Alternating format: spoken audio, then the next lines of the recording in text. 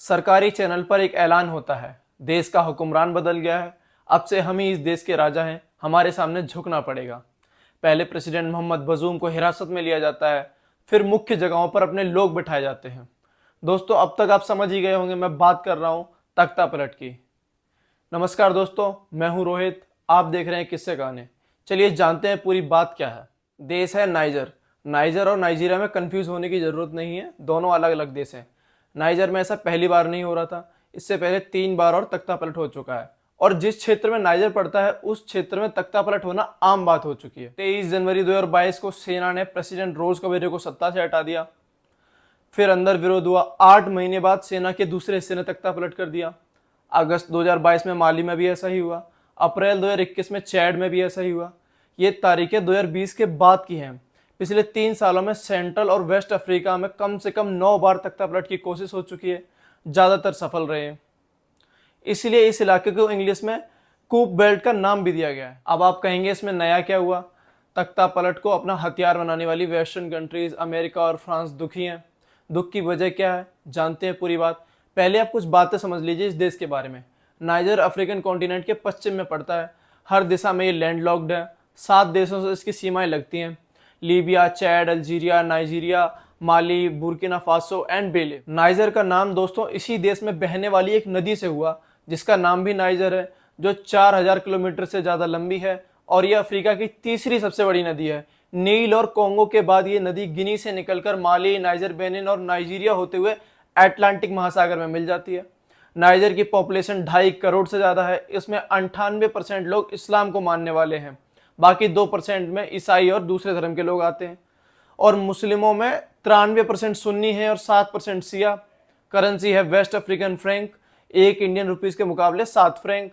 Niger की capital है नियामे और देश का सबसे बड़ा शहर भी। भारत का दूतावास भी यहीं है। एक फैक्ट और जानिए, जब अमेरिका और ब्रिटेन इराक पर हमला करने का बहाना खोज रहे थे, तब बोला गया था सद्दाम हुसैन वेस्ट अफ्रीका के देश से यूरेनियम खरीद रहा है ताकि इराक में न्यूक्लियर बॉम्ब बना सके। वो देश नाइजर ही था। अब समझिए इतिहास, तो आप आज की स्थिति बेहतर समझेंगे। साल 1591 में मोरक्को ने शंघाई साम्राज्य को हरा दिया और टिम्बाकू को राजधानी बनाया। टिम्बाकू आज माली में पड़ता है। नाइजर छोटे छोटे साम्राज्यों में बट गया। और फिर आया वो दौर जब यूरोप के बहुत सारे मुल्क एशिया और अफ्रीका में अपनी कॉलोनीज बना रहे थे, यानी उन्हें गुलाम बना रहे थे। उस दौर में 1890 में फ्रांस वेस्ट अफ्रीका में अपने पांव पसार रहा था। उसकी नज़र नाइजर पर थी। सन 1899 में पहली कोशिश की फ्रांस ने और 1905 में ये उसकी मिलिट्री टेरिटरी का हिस्सा बन गया।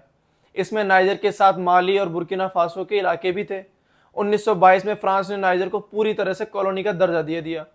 1945 में सेकेंड वर्ल्ड वॉर खत्म हुआ और इसी के साथ बड़ी नाइजर में भी आज़ादी की मांग। 1946 में फ्रांस ने नाइजर को कुछ हक दिए।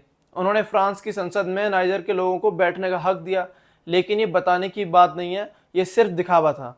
इसलिए आम जनता आज़ादी पर अड़ी रही। तब 1960 में नाइजर को पूरी तरह से आज़ादी मिली। हम्मानी दूरी बने पहले प्रेसिडेंट। 14 साल तक उनका शासन चलता रहा। उन्होंने देश में कोई अपोजिशन ही नहीं रखा। इस बीच गरीबी, करप्शन, भुखमरी बढ़ती गई। 1968 में देश में अकाल पड़ा, जनता भूख से मरने लगी। एक रोज पता चला हम्मानी दूरी के मंत्रियों के घर पर अनाज की बोरियां रखी हैं। जनता इससे भड़क गई और तब इसका फायदा उठाया मिलिट्री जनरल सेओनी कनोशे ने। सन 1974 में सेना ने सरकार का तख्ता पलट कर दिया। सेना का कब्जा चलता रहा। 1991 में सिविलियन शासन वापस लौटा और पहली बार नाइजर में मल्टी पार्टी इलेक्शन हुआ। सबको मौका मिला इलेक्शन लड़ने का। उसी साल उत्तरी इलाकों में भयानक अकाल पड़ा और त्वरेक कबीलों ने विरोध कर दिया। इस विरोध को संभालने के लिए सेना ने 1996 में फिर सरकार की कमान अपने हाथ में ले ली। 1999 में सेना गई। 3 साल बाद फिर सिविलियन सरकार आई। मोहम्मद तंजा प्रेसिडेंट बने। 10 साल तक सब ठीक चलता रहा, हालात सुधरे। लेकिन मई 2009 में तंजा ने नेशनल असेंबली भंग कर दी। दरअसल दिसंबर 2009 में उनका कार्यकाल खत्म होने वाला था, लेकिन वो कुर्सी छोड़ने को तैयार नहीं थे। कहते हैं ना, सत्ता का लालच सबसे बढ़कर होता है। जनमत संग्रह करवाकर उन्होंने अपना कार्यकाल बढ़वा लिया, लेकिन विपक्ष नहीं माना। फरवरी में हजारों लोग राजधानी में प्रोटेस्ट करने के लिए इकट्ठे हुए और उन्होंने सेना से इंटरफेयर करने की अपील की। 18 फरवरी 2010 की दोपहर सेना ने प्रेसिडेंशियल पैलेस पर हमला कर दिया और तंजा एक मीटिंग में थे। तंजा को वहीं से उठा लिया गया और कुछ वक्त बाद सत्ता बदलने का ऐलान भी हुआ। सेना ने नया संविधान भी लिखा, 2011 में चुनाव करवाए और मोहम्मद इसोफू प्रेसिडेंट बने। नाइजर 2011 में बने संविधान के हिसाब से चल रहा था, कम से कम 26 जुलाई तक तो चल ही रहा था। फिर सेना ने चौथी बार सरकार को कुर्सी से उतार दिया। सेना ने 3 ऐलान किए, संविधान भंग कर दिया गया है, सेना अब मुल्क को मैनेज करेगी, दूसरे मुल्क हमारे अंदरूनी मामले में दखल ना दें। इस ऐलान का मतलब है कि मोहम्मद बजूम को गिरफ्तार कर लिया गया। उनका कार्यकाल 2025 में खत्म होना था, सबसे पहले उन्हें हटाया गया। नाइजर में लोकतंत्र की गुंजाइश खत्म हो गई। तख्ता पलट से पहले नाइजर में सेमी प्रेसिडेंशियल सिस्टम चलता था, यानी पीएम के पास कोई ताकत नहीं थी। अब पूरा कब्जा सेना के पास है। स्टेट टीवी पर कब्जा हो चुका है। नाइजर की इंटरनेशनल सीमाओं और हवाई क्षेत्रों को फिलहाल के लिए बंद कर दिया गया है। जो लोग प्रोटेस्ट करने आए थे प्रेसिडेंट के समर्थन में, सेना ने उन पर गोलियां चलवा दी हैं। माना जा रहा है सेना इस प्रोटेस्ट को बहुत बुरी तरह से कुचल देगी और पता भी नहीं चलेगा। 26 जुलाई को अमेरिका के विदेश मंत्री एंटनी जे ब्लिंकन ने प्रेसिडेंट बजूम से बात की, कहा हम साथ देंगे। तख्ता पलट के बाद ब्लिंकन ने एक और बयान दिया, बजूम को रिहा करने की मांग की।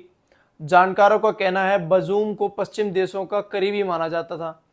उनके जाने से पश्चिमी देशों की पकड़ इस क्षेत्र में कम होगी। इसे बचाने के लिए वे मिलिट्री ऑपरेशन भी चला सकते हैं। हालांकि अभी ऐसे कोई संकेत नहीं मिले हैं। अब ये जान लेते हैं पश्चिमी देशों को और अमेरिका की नाइजर में दिलचस्पी क्या है। फ्रांस ने वहां 5 दशक राज किया है और फ्रांस अपनी जरूरत के यूरेनियम के लिए नाइजर पर निर्भर है। हाल के दिनों में ये इलाके इस्लामिक स्टेट के टेररिस्टों के लिए सबसे बड़ी पनाहगार बन के उभरे हैं। इराक और सीरिया से भगाए जाने के बाद अफ्रीका में अड्डा बनाया, वहीं से लोगों को रिक्रूट करते हैं और पूरी दुनिया में भेजते हैं। यूरोप और अमेरिका के लिए एक बड़ा खतरा है। सहारा के रास्ते अवैध शरणार्थी यूरोप में घुसने वालों को रोकने के लिए यूरोपियन यूनियन नाइजर की मदद लेता है। इस इलाके में नाइजर पश्चिमी देशों का इकलौता सहारा था। आतंकवाद से लड़ने के लिए फ्रांस ने नाइजर में सेना का एक बेस भी बनाया था। अब उनसे ये बेस छिन सकता है।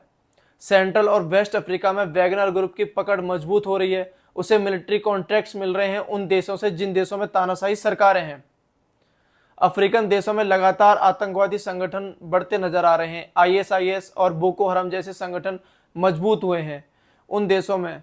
आपको ये समझना जरूरी है ताकि आपको ये पता चले कि स्वस्थ लोकतंत्र कितना जरूरी है और ये कितनी मुश्किल से आया है। कहीं ये लोकतंत्र छिन गया तो आप इन देशों को एग्जाम्पल से अंदाजा लगा सकते हैं कि क्या स्थिति होगी देश की। तो ये थी आज की कहानी। आपको हमारी जानकारी कैसी लगी हमें कमेंट बॉक्स में जरूर बताएं। वीडियो को लाइक और चैनल को सब्सक्राइब करना ना भूलें। धन्यवाद।